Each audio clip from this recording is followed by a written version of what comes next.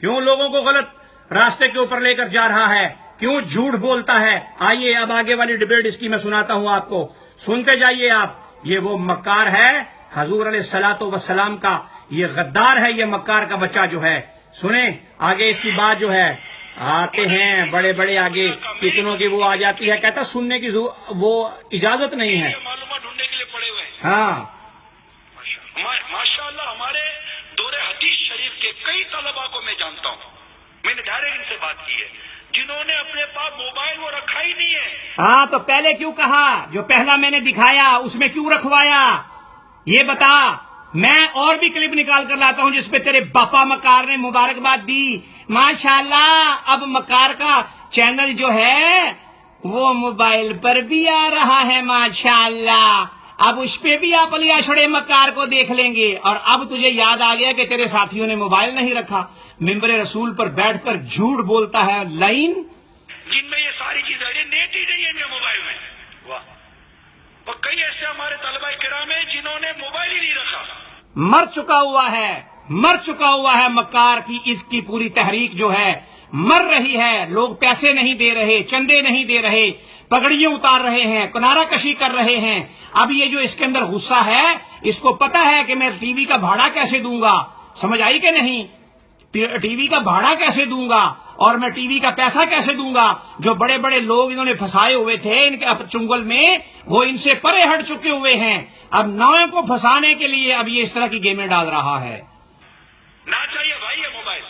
انشاءاللہ دیکھیے کہ وہ کیسے زبردست عالم دین بنتے ہیں. ماشاءاللہ یہ سوشل میڈیا نے ہمارے وقت کو برباد کیا ہوا ہے. جی بے شک تمہارے وقت کو برباد کیا ہوا ہے. آگے میں دکھاتا ہوں, جو تیرے پاپا کے ڈانس بھی دکھاتا ہوں میں, اس میں مکار کے بچے موبائل چارج بھی دکھاتا ہوں. سمجھ آئی کہ نہیں, تیرا باپا ہاتھ لگائے تو موبائل چارج ہو. اب تجھے آ گیا کہ اس سوشل میڈیا نے تمہارا ٹائم ضائع نہیں کیا, تمہیں آشکار کیا ہے. حضور کے گستاخو, آقا کہ یہ وہی مکار ہیں جیسے وہ مدینے میں آ کر چھپے ہوئے تھے نا, آقا کریم علیہ الصلوۃ والسلام کا جسد خاکی قبر سے نکالنا چاہتے تھے. سمجھ آئی کہ نہیں, لوگوں کا ان پر شک نہیں جاتا تھا. لیکن پھر اس وقت کے عقل سلیم والوں نے کہا ان کو بھی بلاؤ, پکڑو ان کو. جب سامنے لائے تو پتا چلا کہ نور الدین زنگی کو یہی شکلیں دکھائی گئی تھی کہ یہی حرام زادے ہیں اور یہی مکار ہیں جو اس وقت یہاں پر جو ہے آ کر بہت اپنا اللہ اللہ کی ضربیں لگاتے تھے اور بڑی عبادت کرتے تھے. وہ تمہارے جیسے ہی مکار تھے. سوشل میڈیا نے ہمارے اخلاقیات برباد کیے ہوئے ہیں. بہت لمیٹڈ فائدہ ہے کیونکہ اس کا استعمال اب غلط ہو گیا. یہ ایک کنیکٹیویٹی تھی. جی بالکل, استعمال غلط ہو گیا. تمہاری مکاریاں میں نے دکھائی, تمہاری دیوج پن دکھائے, تمہارے آپریشن دکھائے, تمہاری دیوبندیت دکھائی. اب اس کا استعمال غلط ہو گیا, بالکل غلط ہو گیا. ایک کنیکشن تھا, ایک رابطے کا ذریعہ. ان مکاروں کے پاس یہ باتیں کرنے کے لیے, اور میری باتوں کا جواب تیرا باپ دے گا. مکار کے بچے, جو تو آج تک میں نے سوال تیرے اور تیرے چاہنے والے مولویوں پہ رکھے ہیں, بڑی انہوں نے سندیں اور گدڑ پروانے حاصل کیے اور القاب لگائے ہوئے ہیں. کسی ایک کو آگے کر دے پیسے اس کو, اور اس کو بول لگا میرے ساتھ میدان, یا تم لگا لو. مکار کے بچوں, کیا تھا اب تفریح کا ذریعہ بن گیا, انٹرٹینمنٹ کا ذریعہ بن گیا ہے, اور اس میں گناہ غالب ہوتے چلے جا رہے ہیں. جن سے ہو سکے سوشل میڈیا سے جان چھڑا لے. ہر ایک کے لیے سوشل میڈیا ضروری نہیں ہے یار. آپ کے کتنے ایسے کام پڑ گئے, کتنے کام ایسے پھنس گئے جس کے لیے آپ کو سوشل میڈیا کا سہارا لینا پڑے گا. آپ خود اپنے سوشل میڈیا کا پوسٹ مارٹم کریں نا. جن کے موبائل میں انٹرنیٹ ہے وہ خود دیکھیں کہ آپ نے انٹرنیٹ کے ذریعے کتنی نیکیاں کمائی, کتنے گناہ کمائے. یار میرے ہاتھ سے خریدا ہوا آلہ مجھے جہنم میں لے کے جائے گا, میرے ہاتھ سے خریدا ہوا نیٹ مجھے جہنم میں لے کے جائے گا, میرے ہاتھ میں موجود یہ ڈیوائس مجھے اللہ کے آگے شرمندہ رسوا کرے گی. جی یہ ڈیوائس تو شرمندہ کرے گی, تیرے باپا کے ناچ, تیرے باپا کے ڈانس شرمندہ نہیں کریں گے. یہ ڈیوائس تجھے جہنم میں, اب تجھے یاد آیا کہ وہ تجھے جہنم میں لے کر جائے گا. اب یاد آیا کہ یہ آلہ تجھے جہنم میں لے کر جائے گا. تصویریں بنواتے ہو وہ تمہیں جہنم میں نہیں لے کر جائیں گی. مکار دیا پترا, کدھر کدھر بھاگو گے. اس ہاتھ میں موجود ڈیوائس سے میں قبر و آخرت کی تیاری سے بچ جاؤں گا, رک جاؤں گا. یہ موبائل مجھے تلاوت سے روکے, یہ موبائل مجھے درود پاک سے روکے, یہ موبائل مجھے نیک کام سے روک رہا ہے. یہ موبائل مجھے نیک کاموں سے بالکل روک رہا ہے، تلاوتوں سے بالکل روک رہا ہے، تیری پیڑی شکل دیکھنے میں ٹائم ضائع کر رہا ہے، تیرے پپا کے آپریشن دیکھنے میں ٹائم ضائع ہو رہا ہے، تیرے پپا کے ڈانس دیکھنے میں ٹائم ضائع ہو رہا ہے۔ بے شک یہ تفریح کا ذریعہ تم لوگوں نے بنایا ہوا ہے۔ گھروں میں لوگوں کی عورتیں بیٹھی ہیں، سکرین پر آ کر اپنے ڈولے ننگے کر کے روٹی کھاتے ہو بغیر تو۔ میری راتوں کی نیندیں اجاڑ کے رکھ دی، میرے دین کا سکون خراب کر رہا ہے یہ موبائل فون۔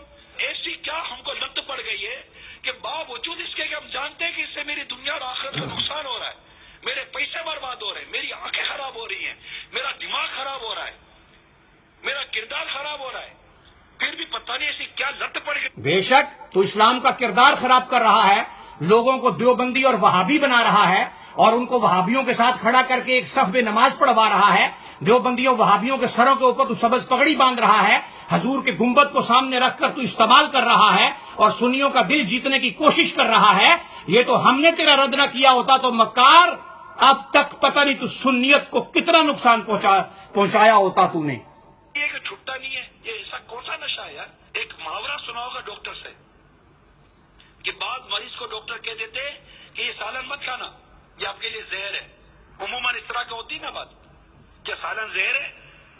سالن زہر نہیں ہے، لیکن جب تک تمہیں بیماری ہے نا، یہ تمہارے لیے گویا کہ ایک زہر ہے۔ تو اسی لیے تو نے لوگوں کو بیمار کیا ہوا ہے۔ اب بپے کا نام لو تو لوگوں کو غصہ آتا ہے کہ ہمارے بپا کی ایسی تیسی ہو رہی ہے، ہمارے بپا کے ساتھ یہ ہو رہا ہے۔ ان کے اندر تو غیرت نہیں ہے، اسلام کی غیرت کا مادہ نہیں، امام الانبیاء کی محبت کا جو غیرت ہوتی وہ ان کے اندر نہیں۔ ان کا لیاسڑے مکار کی بڑی محبت ہے جناب، وہ جھوم جھوم کے سرکار کا نام لے، مکار دیو پترو حضور کی گستاخیاں کر رہا ہے، سارا لوگوں کا ٹائم برباد کر رہا ہے۔ جو یہ باتیں کر رہا ہے یہ ٹائم تم برباد کر رہے ہو۔ تمہیں کس نے اجازت دی کہ تم ٹی وی کے اوپر آ کر اس قسم کے یہ حرکات کرو اور اس طرح کہ تم نعرہ تکبیر، نعرہ رسالت، نعرہ حیدری، نعرہ تحقیق نہیں لگا سکتے؟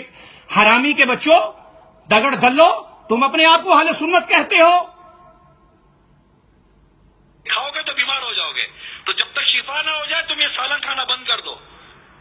تو جب تک آپ کو لگے نہیں نا کہ موبائل فون کا مجھے شر نہیں پہنچے گا، تب تک موبائل فون چھوڑ دو۔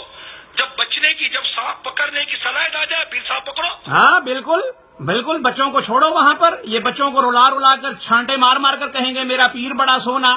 جب اس کے اندر یہ بھر دیں گے تو پھر نہ وہ باپ کی سنے گا، نہ ماں کی سنے گا، نہ پاپا کی سنے گا۔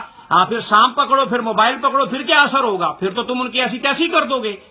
تمام بھائیوں سے گزارش ہے، ان کی تمام باتیں آپ سن رہے ہیں، ان کو بولیں میری بات کا جواب دیں۔ ان میں دم خم ہے تو بنائیں ویڈیو، ہر چیز پہ ویڈیو بناتے ہو، ٹی وی پر آ کر بکواس کرتے ہو، آؤ سامنے آ کر میری باتوں کا جواب دو اگر اہل سنت ہو۔ اس میں کئی سانپ اور بچھو ہیں۔ ہمارے موبائل فون ایک پیس خراب نہیں ہے، مطلب آلے پر کو حکم نہیں لگتا۔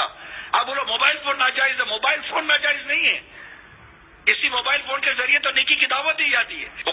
کیوں حکم نہیں لگتا؟